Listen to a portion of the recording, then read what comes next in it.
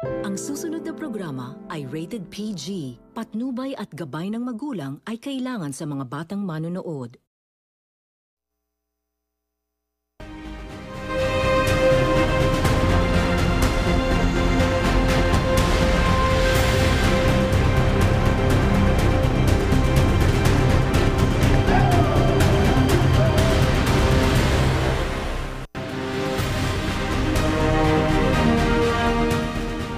Kapamilya, panibagong hamon ang hinaharap ng ating mga kababayan dahil sa pananalasa ng Bagyong Christine.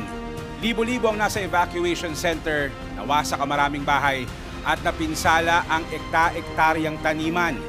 Marami ang kailangang i-rescue ng matrap sa baha.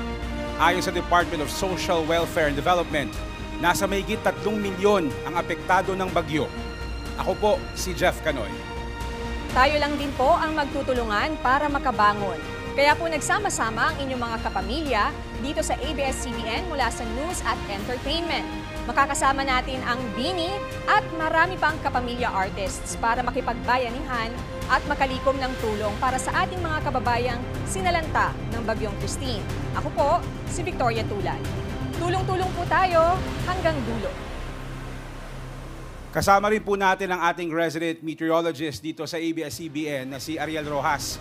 Tito Ariel, magandang hapon. Unang tanong ay nasa na ba itong Bagyong Christine at ano yung aasahan ng ating mga kababayan sa mga susunod na araw?